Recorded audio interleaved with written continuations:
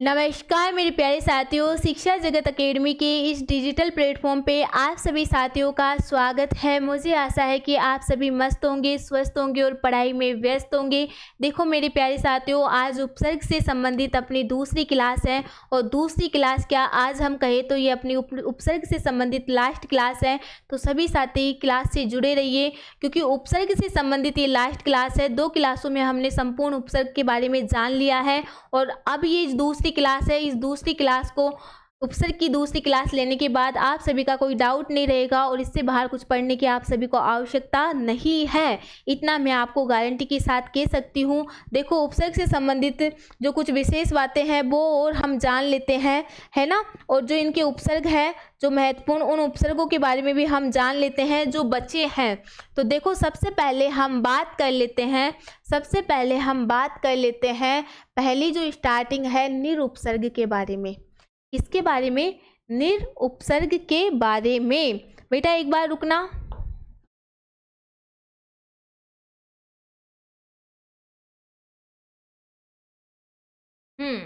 सबसे पहले हम जान लेते हैं निरुपसर्ग के बारे में। तो देखो निरुपसर्ग में क्या ध्यान रखना है आपको, नी या बड़ी नी के आगे रे या रे मिले तो उपसर्ग प्राय निरुपसर्ग होगा। ठीक है, मतलब आपको क्या ध्यान में रखना है कि जो नी या फिर नी उपसर्ग के आगे र लगे तो वहाँ पे क्या होगा, वहाँ पे अपना होगा तो उपसर्ग प्राय निरुपसर्ग होगा। और कैसे, वो हम उदाहरण के माध्यम से जानेंगे। हम जानेंगे कि यहाँ पे शब्दों के माध्यम से संधि का रूप भी हम जानेंगे और उपसर्ग का रूप भी हम जानेंगे। देखो हमने एक शब्द लिया क्या, निरन। अब इसमें क्या हुआ, देखो निह धन अन। अब देखो निह धन अन शब्द यही है ना, लेकिन यहाँ पे क्या हुआ बेटा, निह धन अन, तो ये रूप किसका है, संधि का। इधर देखो अपना निर्धन अन, क्या है, निर्धन अन। निर क्या है, इसमें उपसर्ग क्यों है बेटा, बात हमने की थी कि अगर नी या बड़ी नी के आगे र आए तो वहाँ पे कौन सा उपसर्ग होगा, निरुपसर्ग होगा। और यहाँ पे देखो नी के आगे र आ रहा है तो यहाँ पे अपना कौन सा उपसर्ग हो जाएगा बेटा, निरुपसर्ग हो जाएगा। और निरन शब्द का जो आधा होगा वो क्या होगा, निर्धन अन। उसके बाद देखो निराशा जो शब्द है इसका जो संधि रूप होगा वो तो क्या होगा, निराशा शब्द का जो संधि रूप होगा वो होगा निह धन आशा। क्या होगा, निह धन आशा। लेकिन इसका जो उपसर्ग रूप होगा वो क्या होगा बेटा, वो होगा निर्धन आशा। क्यों होगा, क्योंकि नी के आगे र है और अपना नियम यही कहता है कि अगर नी के आगे र आया तो वहाँ पे अपना कौन सा उपसर्ग होगा बेटा, वहाँ पे अपना होगा निरुपसर्ग। उसके बाद देखो अगला शब्द है निर्गुण। निर्गुण शब्द का जो संधि रूप है वो है निह धन गुण। क्या है, निह धन गुण। और जो निर्गुण शब्द है उसी का जो उपसर्ग रूप है वो है बेटा अपना निर्धन गुण। निर्धन गुण क्यों है, क्योंकि नी के आगे क्या है बेटा, नी के आगे र है बेटा। और बात यही की गई है कि अगर नी के आगे क्या रहा, नी के आगे अगर र आया तो वहाँ पे अपना कौन सा उपसर्ग होगा, वहाँ पे अपना होगा निरुपसर्ग। उसी प्रकार आगे हम चलते हैं। देखो निर्गत, क्या है, निर्गत। अब देखो निर्गत शब्द का जो संधि रूप होगा वो तो है निह धन गत, है ना, लेकिन इसका जो उपसर्ग रूप होगा बेटा वो क्या होगा, निर्धनगत। क्यों होगा, क्योंकि नी के आगे र है। अपना नियम यही कहता है कि अगर नी के आगे र आया तो वहाँ पे अपना कौन सा उपसर्ग होगा, वहाँ पे अपना होगा निरुपसर्ग। चलते हैं आगे। देखो कुछ इंपॉर्टेंट बात भी जान लेते हैं। देखो निर्माण और निर्णय शब्दों में संधि और उपसर्ग का चरण एक ही है ना। निर्माण और निर्णय जो शब्द है इसमें संधि और उपसर्ग का जो चरण है वो क्या है, एक ही है। इसमें व्यंजन संधि और उपसर्ग है। क्या है, इसमें व्यंजन संधि और उपसर्ग है। देखो निर्माण शब्द है, निर्माण शब्द में क्या है, निरुपसर्ग और मान क्या है, मूल शब्द। इसी प्रकार देखो निर्णय शब्द में क्या है, निर जो है ये क्या है, अपना उपसर्ग है। क्या है, उपसर्ग। और नय है, इसको अगर माने तो ये क्या है बेटा, अपना मूल शब्द।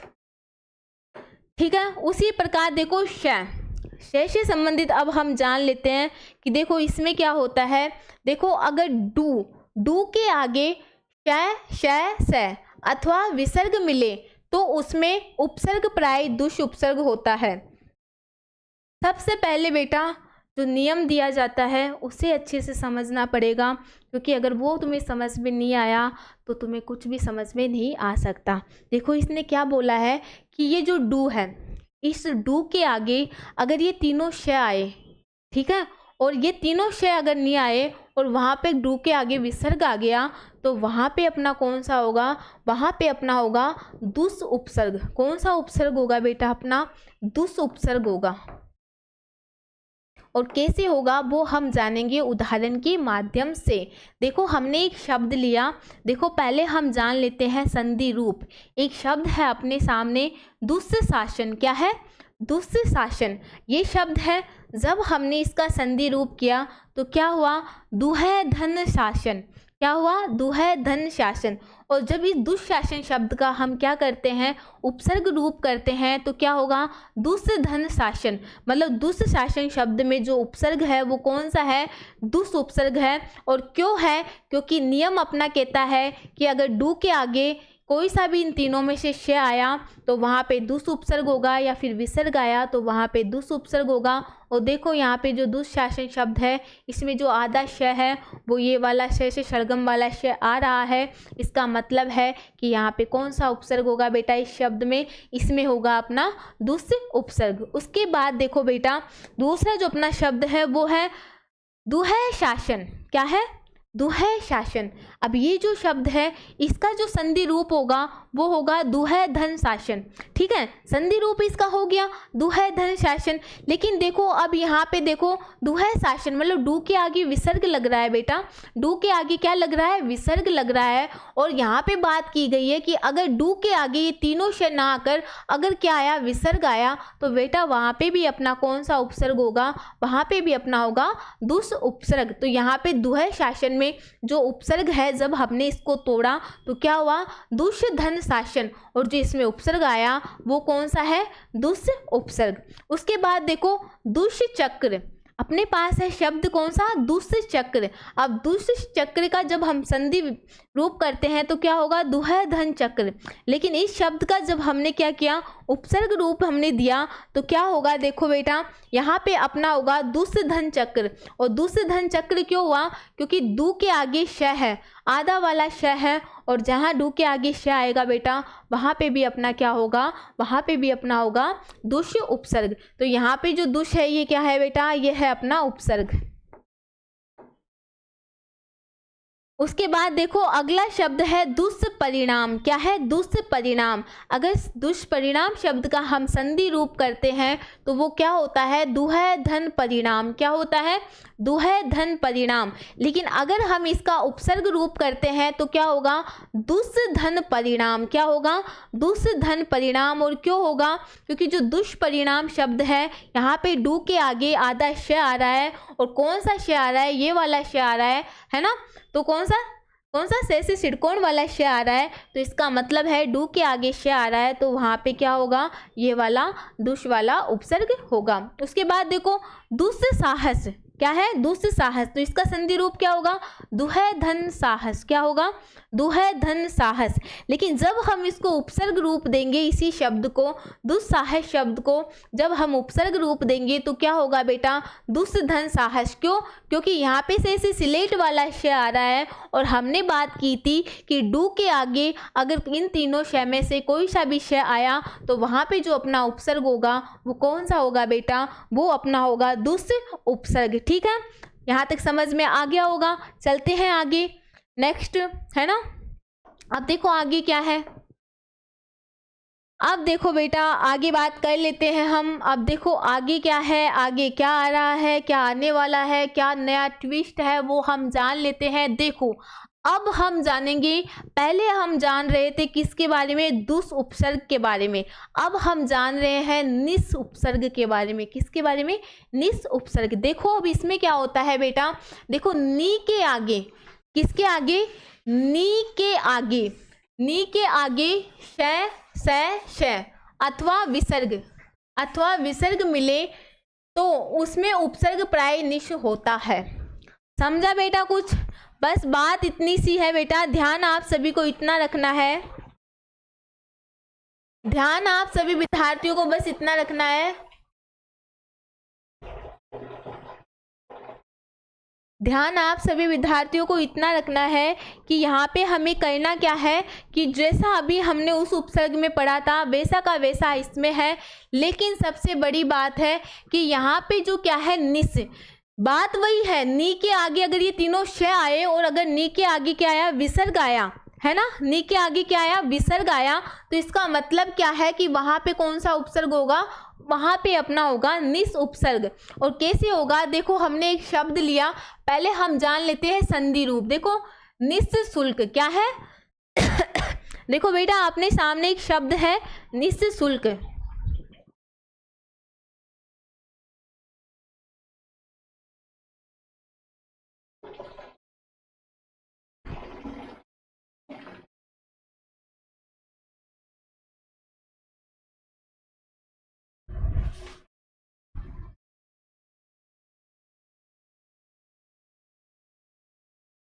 देखो बेटा अपने सामने एक शब्द है निःशुल्क। अब जो निःशुल्क शब्द है, जब हमने इसको क्या किया, जब हमने क्या किया कि इसको संधि रूप दिया तो क्या हुआ, निह धन शुल्क, क्या हुआ, निह धन शुल्क। लेकिन जब हमने इसको उपसर्ग का रूप दिया तो इस निःशुल्क शब्द में जो उपसर्ग है वो क्या है, निस धन शुल्क। क्यों है, क्योंकि नी से आगे बेटा श है और अपना नियम यही कह रहा है अगर नी के आगे श आए तो वहां पे क्या हो जाएगा, निस उपसर्ग। ठीक है, और कौन सा श है यहाँ पे, हाँ कौन सा श है, स से सलगम वाला। ठीक है, अब देखो निश्चेतन क्या है, निश्चेतन। अब इसका संधि रूप क्या है, निह धन चेतन, क्या है, निह धन चेतन। लेकिन अगर हम बात करें इस निश्चेतन शब्द के उपसर्ग रूप के बारे में तो क्या होगा बेटा, निस्धन चेतन, क्या होगा, निस्धन चेतन। मतलब क्यों, क्योंकि नी के आगे श आ रहा है तो यहाँ पे क्या हो जाएगा, निस उपसर्ग। उसके बाद देखो निष्पाप, क्या है, निष्पाप। अब निष्पाप शब्द जो है इसका जो संधि रूप है वो है निह धन पाप। लेकिन जब हम बात करें इसके उपसर्ग रूप की तो इसमें क्या होगा, निस धन पाप, क्या होगा, निस धन पाप। क्यों होगा, क्योंकि यहाँ पे क्या आ रहा है, यहाँ पे आ रहा है ये वाला श और नी के आगे श आ रहा है, नी के आगे श आने का मतलब है कि यहाँ पे निष्पाप जो शब्द है वहाँ पे कौन सा उपसर्ग होगा बेटा, वहाँ पे अपना होगा निस उपसर्ग। उसके बाद देखो निष्फल, क्या है, निष्फल शब्द है। अब देखो निष्फल शब्द का जब हम संधि रूप करते हैं तो क्या होता है बेटा, निह धन फल, क्या होता है, निह धन फल। लेकिन जब इसी निष्फल शब्द का हम उपसर्ग रूप करते हैं तो क्या हो जाएगा बेटा, निस धन फल। क्यों हो जाएगा, क्योंकि नी के आगे श है, कौन सा श है, आधा श है। ठीक है, और आधा श है तो नी के आगे अगर आधा श आया, तीनों श में से कोई सा भी श आया या फिर उपसर्ग आया तो वहाँ पे क्या हो जाएगा, वहाँ पे अपना हो जाएगा निस उपसर्ग। ठीक है, अब देखो अब हम बात कर लेते हैं अव्यय उपसर्ग के बारे में। किसके बारे में, अव्यय उपसर्ग के बारे में अब हम बात कर लेते हैं, अब हम चर्चा कर लेते हैं। देखो अव्यय उपसर्ग क्या होते हैं, ऐसे उपसर्ग जिनका स्वतंत्र अर्थ होता है। मतलब अव्यय उपसर्ग ऐसे हैं कि इनका अर्थ तो क्या होता है बेटा, स्वतंत्र होता है, लेकिन आगे जानते हैं आगे क्या होता है, पर स्वतंत्र प्रयोग पर्याय नहीं होता। क्या मतलब बेटा, कि इनका क्या होता है कि अस्तित्व तो स्वतंत्र होता है लेकिन इनका जो प्रयोग है ना बेटा वो स्वतंत्र नहीं होता। ध्यान में रखना, अगर पूछा जाए कि भाई अवयव का प्रयोग कैसे, तो स्वतंत्र होता है लेकिन इनका प्रयोग स्वतंत्र नहीं होता। उसके बाद देखो बेटा उन्हें अव्यय उपसर्ग कहते हैं। ठीक है, अतः इनके निश्चित अर्थ होते हैं, इनका अर्थ भी क्या होता है बेटा, निश्चित होता है ना। और देखो यह भी संधि नियमों पर आधारित है, और जो अव्यय उपसर्ग है ये भी किस पे आधारित है, ये भी संधि के नियमों पर आधारित है। उसके बाद देखो इनकी संख्या संबंध में भाषाविद एक मत नहीं है। ठीक है, अब देखो ए जो है इसका संबंध किससे है, अभाव से। अब देखो अक्षर है, अक्षर को जब हम तोड़ते हैं तो क्या होता है, अ धन शर, क्या होता है, अ धन शर। ठीक है, क्या होता है बेटा अपना, अ धन शर। ठीक है आगे देखो आगे है अक्षय। क्या है? अक्षय। अक्षय शब्द को जब हम तोड़ते हैं तो क्या होता है? अ धन श। इसी प्रकार देखो अचेतन, अधन चेतन, ठीक है। अ क्या हो गया? अव्यय उपसर्ग, ठीक है। चेतन, ठीक है, धन चेतन। इसी प्रकार देखो यह व्यंजन से शुरू होने वाले शब्दों से पूर्व में जुड़ता है। अब क्या कहा जा रहा है कि ये व्यंजन से शुरू होने वाले शब्दों के पूर्व में जुड़ता है, कि जो व्यंजन के शब्द शुरू हो रहे हैं उन शब्दों की कहाँ पे जुड़ता है? ये उन शब्दों के पूर्व में जुड़ता है। कैसे? देख लेते हैं हम। देखो अन है, अब अन उपसर्ग है, इसके पूर्व में कैसे? देखो यहाँ पे है अन्न विज्ञ, तो क्या हुआ? अन्न धन अविज्ञ। उसके बाद देखो ये तो हमने जाना किसके बारे में? यहाँ अनविज्ञ। उसके बाद देखो अनेक। अब अनेक जो शब्द है इसका क्या होगा? अन्न धन एक।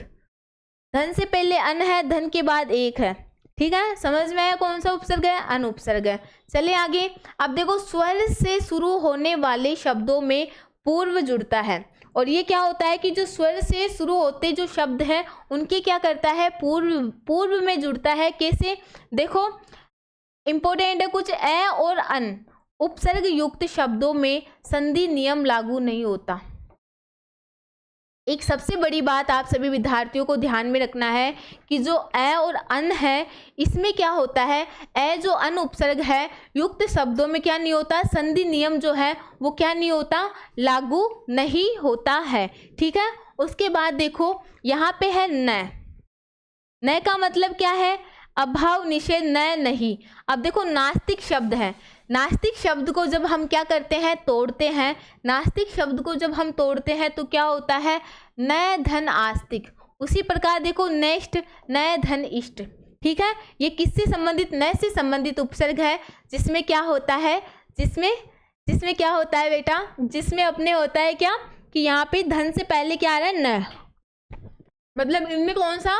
न अव्यय उपसर्ग लगा हुआ है। उसके बाद देखो नग, यहाँ पे क्या है? न धन अग। अब देखो श अव्यय उपसर्ग, इसमें क्या होता है? श जो अव्यय उपसर्ग है बेटा इसमें क्या होता है वो भी हम देख लेते हैं। देखो सहित साथ में, श का मतलब क्या होता है? सहित या फिर साथ में, है ना। अब देखो कैसे? एक शब्द लिया हमने, कौन सा? सादर। क्या लिया? सादर। अब देखो जब हमने इसको तोड़ा, क्या किया? जब हमने इसको तोड़ा तो क्या हुआ? स धन आदर। धन से पहले क्या है? श। धन के बाद क्या है? आदर, ठीक है। तो यहाँ पे जो श है ये क्या है? अव्यय उपसर्ग है। कौन सा उपसर्ग है ये? अव्यय उपसर्ग, ठीक है। उसी प्रकार देखो बेटा यहाँ पे सोल्लास, मतलब स धन उल्लास। क्या है? स धन उल्लास। स धन से पहले क्या है? श, अव्यय उपसर्ग, उसके बाद क्या है? उल्लास। उसके बाद बेटा आगे चलते हैं। देखो तावयव, इसका क्या होगा? स धन अव्यय। उसी प्रकार देख लेते हैं हम सह उपसर्ग। कौन सा उपसर्ग? उसी प्रकार हम देख लेते हैं कि जो सह उपसर्ग है उसमें क्या होता है। तो देखो सह का जो अर्थ होता है बेटा वो क्या होता है? सहित। सह का जो अर्थ होता है वो क्या होता है? सह का जो अर्थ होता है बेटा वो होता है सहित, है ना। अब देखो एक शब्द है सहायता। क्या है? सहायता। अब सहायता शब्द को जब हमने क्या किया? सहायता शब्द को जब हमने तोड़ा, सहायता शब्द को जब हमने तोड़ा तो क्या हुआ? सह धन आए। क्या हुआ? सह धन आए, है ना। क्या हुआ? सह धन आए। क्या हुआ? सह धन आए, ठीक है। तो यहाँ पे सहायता शब्द है तो इसको जब तोड़ा तो क्या हुआ? सह धन आए। उसके बाद देखो इसमें सह जो है ये क्या हो गया? अपना उपसर्ग, और उसके बाद में आय जो है ये क्या हो गया? मूल शब्द। अब देखो इसमें बेटा सबसे बड़ी बात देखो, सह धन आय धन ता, ता जो है इसमें बेटा इसमें प्रत्यय भी बताया जा रहा है। उसी प्रकार देखो सहानुभूति, सहानुभूति में क्या है? सह धन अनुभूति, ठीक है। अब देखो बहु, बहु का अर्थ क्या होता है? अनेक। बहु का अर्थ क्या होता है बेटा, अनेक होता है। अब देखो इसमें क्या होता है, बहुउद्देश्य, बहुउद्देश्यी। जब इस शब्द को हम तोड़ते हैं तो क्या होता है, बहुधन उद्देश्य। तो बहु जो है इसमें क्या है, बहु क्या है, अव्यय उपसर्ग है। क्या है, अव्यय उपसर्ग, ठीक है। उसी प्रकार देखो बहुमत, बहुमत में क्या है, बहुधन मत, क्या है, बहुधन मत। तो जो बहु है वो क्या है, उपसर्ग है, और जो मत है वो क्या है, इसके पीछे का शब्द। अब इधर देखो बेटा, नाना, नाना का अर्थ क्या होता है, अनेक। क्या होता है, नाना का अर्थ अनेक होता है। और देखो इधर जो नानाकार है, अगर इसका इसे हम तोड़े तो क्या होगा, नाना धन प्रकार। क्या होगा, नाना धन प्रकार। क्या होगा बेटा, नाना धन प्रकार।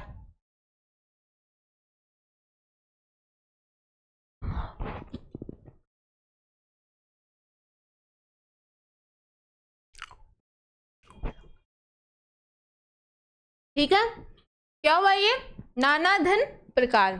चलते हैं आगे। अब देखो बेटा, अब है सबसे बड़ी बात, क्या,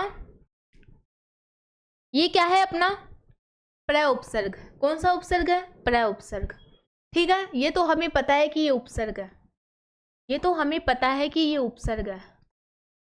लेकिन अधिकतर एग्जाम में क्या, एग्जाम में पूछा जाता है कि अगर आपसे पूछा जाए कि बताओ बेटा प्रय उपसर्ग का अर्थ क्या होता है।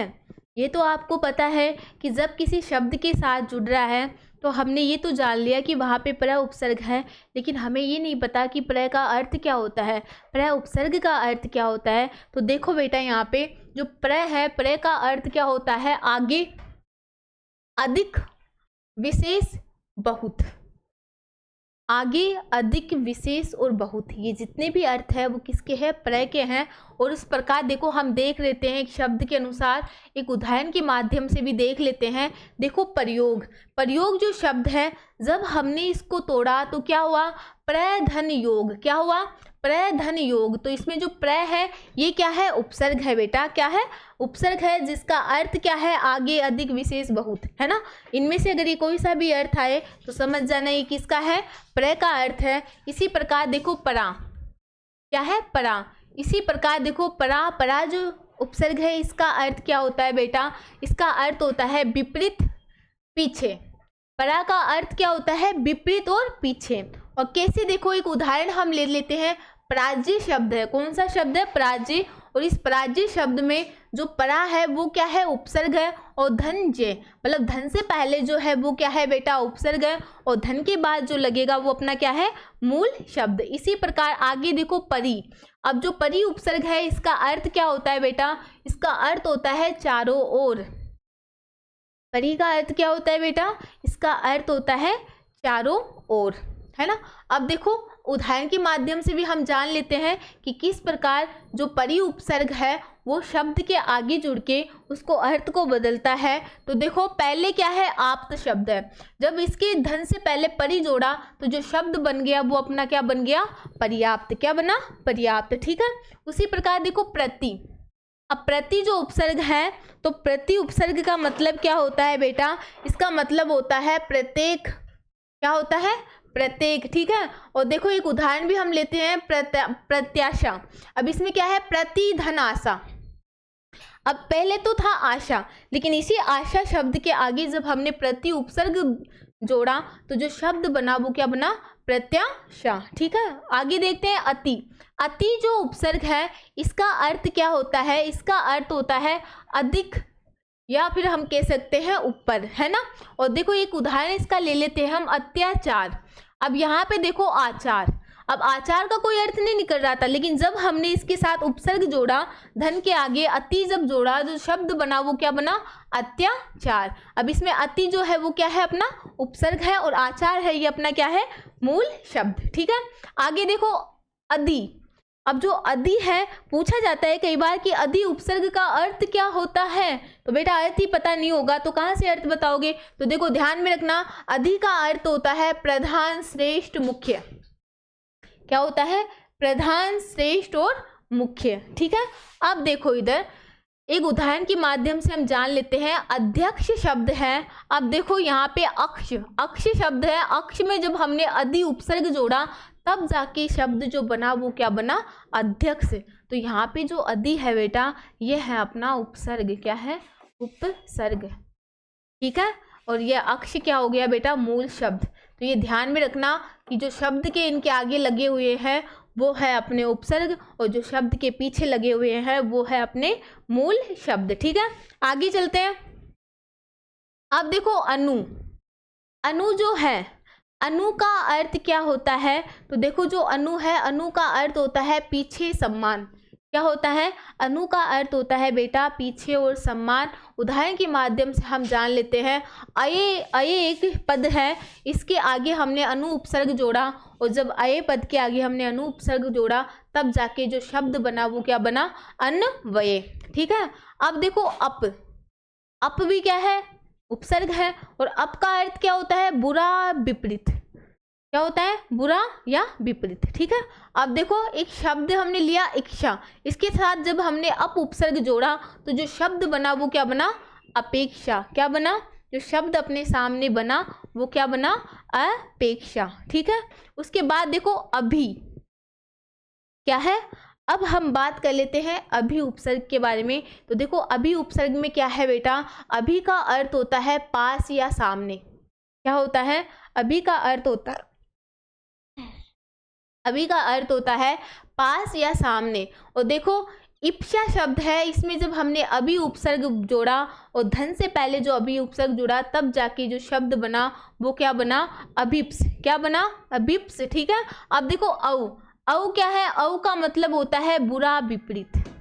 औ का जो मतलब होता है वो क्या होता है, बुरा और विपरीत। कैसे, देखो एक शब्द हमने लिया ना, ना के आगे हमने अ उपसर्ग जोड़ा और जो शब्द बना वो क्या बना, अवना। क्या बना, अवना, ठीक है। अब देखो अ और अपी, अ और अपी, इनका अर्थ क्या होता है, अ का अर्थ भी, अपी का मतलब और, ठीक है। और देखो यहाँ पे अपी धन टू जब हमने किया, अपी धन टू हमने किया तो यहाँ पे जो शब्द बना वो क्या बना, अपी टू। उसके बाद देखो अब हम देख लेते हैं आ उपसर्ग। कौन सा उपसर्ग देख लेते हैं, आ उपसर्ग। अब देखो आ उपसर्ग का अर्थ क्या होता है, तो देखो बेटा आ उपसर्ग का अर्थ होता है तक से पर्यंत। क्या होता है, तक से पर्यंत, है ना। अब देखो यहाँ पे एक शब्द हमने लिया आजीवन। क्या लिया, आजीवन शब्द हमने लिया, और इस आजीवन शब्द में जो जीवन है ये तो बेटा क्या है अपना, ये तो है अपना मूल शब्द। क्या है, मूल शब्द। और इस मूल शब्द के आगे जब हमने क्या किया, इस मूल शब्द के आगे जब हमने क्या लगाया, उपसर्ग लगाया, तो जो शब्द बना अपने सामने वो क्या बना, आजीवन। क्या बना, आजीवन, ठीक है। आगे देखो, आगे है अपना नी उपसर्ग। कौन सा है, नी उपसर्ग। अब देखो नी उपसर्ग का अर्थ क्या होता है, नी उपसर्ग का अर्थ होता है बिना विशेष। क्या होता है, नी उपसर्ग का अर्थ होता है बिना और विशेष, है ना, बिना और विशेष। अब देखो यहाँ पे एक उदाहरण के माध्यम से भी हम जान लेते हैं कि यहाँ पे शब्द है न्याय। न्याय शब्द के माध्यम से हम जान लेते हैं कि देखो यहाँ पे आय है, आय के आगे हमने नी उपसर्ग लगाया, और जब हमने आय के आगे नी उपसर्ग लगाया तो जो शब्द अपने सामने आया वो क्या बना, न्याय। क्या बना, न्याय, ठीक है। अब देखो निर, निर उपसर्ग है। निर का अर्थ क्या होता है, बिना विशेष। निर का अर्थ क्या होता है बेटा, बिना विशेष, ठीक है। अब देखो यहाँ पे उदाहरण के माध्यम से हम जान लेते हैं कि एक निराशा शब्द हमने लिया, और निराशा शब्द में आशा शब्द मूल शब्द था। आशा शब्द है ये अपना मूल शब्द है, और इस मूल शब्द के आगे हमने क्या जोड़ा, निर उपसर्ग जोड़ा। क्या जोड़ा, निर उपसर्ग जोड़ा, और आशा शब्द के आगे निर उपसर्ग जोड़ने पर जो शब्द बना वो क्या बना, निराशा। कौन सा शब्द बना बेटा, वो निराशा शब्द। उसके बाद देखो, अब देखो शब्दों में चाहे, क्या है, शब्दों में चाहे स कोई भी हो परंतु उपसर्ग निस होगा। क्या बताया इसने कि शब्दों में चाहे श हो या फिर ये वाला श हो, कोई भी हो, परंतु उपसर्ग जो होगा वो कौन सा उपसर्ग होगा, निस उपसर्ग होगा। देखो हम जान लेते हैं, यह है निस। निस क्या है, निस उपसर्ग है। अब इसका मतलब क्या होता है, बिना और विशेष। क्या होता है, निस उपसर्ग का मतलब होता है बिना, या फिर हम कह सकते हैं विशेष। ठीक है, अब देखो एक उदाहरण हम ले लेते हैं, निस्तल। एक शब्द हमने लिया निस्तल, ठीक है। अब जब हमने इसको तोड़ा तो जो शब्द बना वो है, टूटा जो है, निषधन तल। क्या है, निषधन तल। धन से पहले क्या है बेटा, निश है, धन के बाद क्या है, तल। और हमने बात की थी कि अगर नी के आगे क्या आ रहा है, कि कोई तीनों शय में से कोई सा भी शय आ रहा है तो वहाँ पे कौन सा उपसर्ग होगा बेटा, अपना निस उपसर्ग होगा। उसी प्रकार आगे देखो, आगे जो अपना है वो है निश्चय।